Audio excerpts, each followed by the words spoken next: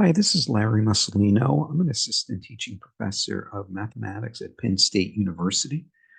Um, I'm sharing a presentation on open pedagogy in course design for an art of mathematics course. And what I'd like to do here is discuss strategies of open pedagogy in course development. And this is related to a project where students author updates to Wikipedia pages as a result of generating their own new knowledge in terms of the intersection of art and mathematics. And I'd like to discuss the practice of active learning to motivate and engage students and really convert a course from more of a teacher-centric to a learner-centric um, type of format. So the background is I have recently developed a new course. We call it Art 197. And it is a course that is aimed at showing students a different side of mathematics than one they traditionally have seen. Um, and as part of this, we ask students to conduct a final project, and it results in a Wikipedia update. So I'd like to discuss it and give you some student perspectives, talk about the benefits, and also discuss kind of what's next in terms of some course development. We call this at Penn State, we call this an interdomain course, meaning it's a general education course, but it spans both a quantification category and an arts category. I co-teach this with another person at Penn State Lehigh Valley, who's the gallery director, or art gallery. And the intent of the course is to give students hands-on projects where they create artwork with mathematical connections. You can see some examples down on the bottom: fractal art, tessellations, perspective drawings, application of Fibonacci numbers, golden spiral, and so on. And so the really the goal is to expose students to the intersection of math with these other topics such as art, music, dance, nature, and so on. And so the overview of the course is students really explore the intersection of math with these other genres, and it provides hands-on activities. So it's important, I think, that students have this hands-on access. They can generate their own artwork, and they better see connections with mathematics to many real-world applications. Here's some examples of some of the student projects. Perspective drawings. Students create their own artwork using tessellations. We've had students use a robotic vacuum to generate artwork using light patterns. Students do some 3D printing of mathematical designs. Students look for applications of Fibonacci numbers and artwork around our campus. Students generate art using fractal generators. We visit a local museum, art museum, and students kind of see firsthand some connections between art and mathematical patterns. And then the final project is students are asked to generate their own new information, new connections based on a topic from the course. They present that as a final project to the class, but then they also publish this to Wikipedia as well. We try to keep the course updated and new and fresh. And so we try to look at new topics every time we teach the course. Sometimes some topics we've used did not work out that well, so we'll drop some topics but add others. Some recent additions: we have a guest lecturer come in from a local music school, and she discusses math and music connections. That resonates well with students.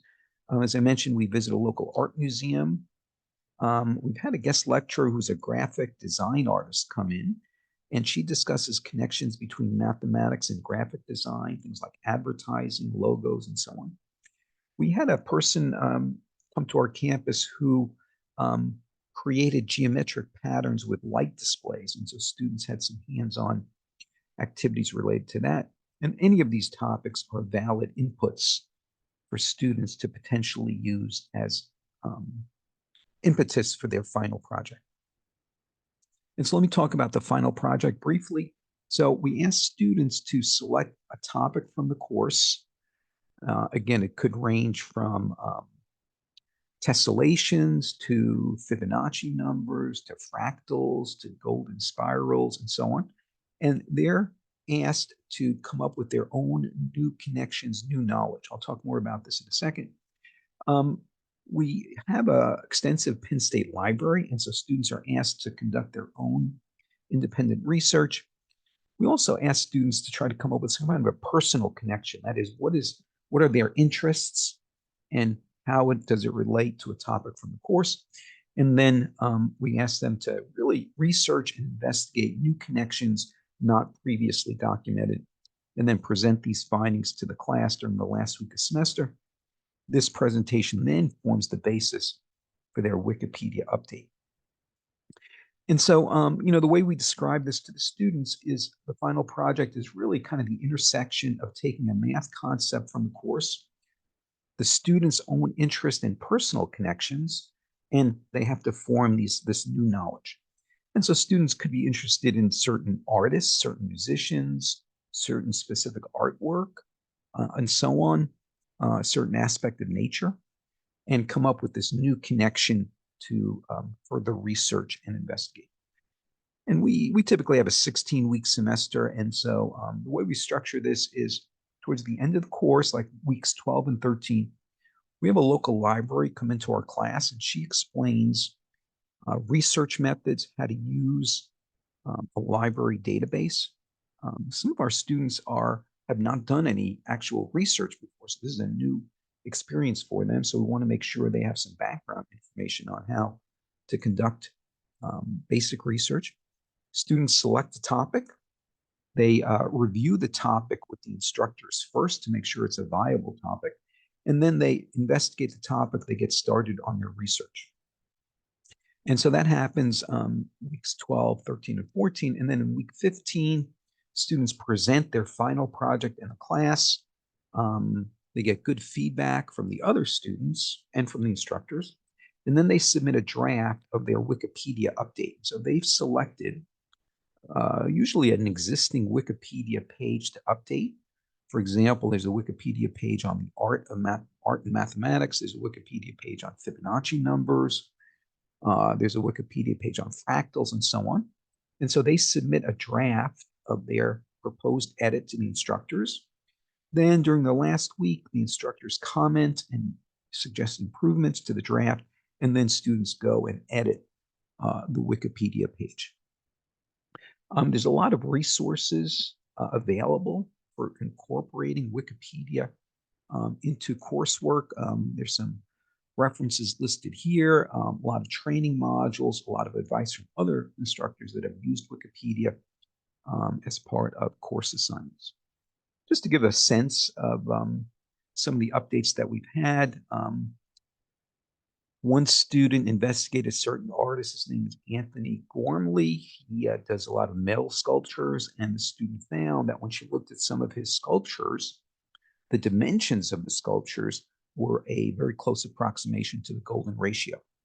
Another student looked into cinematographer Anthony Kubrick and looked at his mathematical connections in his movie development. Some students looked into chaos and music theory and how it might form a therapy for dementia. One student looked at the mathematical connections of waves and implications for surfers. One student looked at geometric patterns and geometric shapes and how those are related to sacred geometry, how those geometry patterns are used in different religions around the world. So just a sense of some of the typical projects that students use. And here, a quick example here of that student that did a sacred geometry update. And so the Wikipedia page was on sacred geometry. And this student added some sections in Buddhism, Chinese spiritual traditions, Christianity. She used various library databases as her research compilation. And here were some comments from that particular student. She said it mixed previous knowledge, which she learned in class, and new material.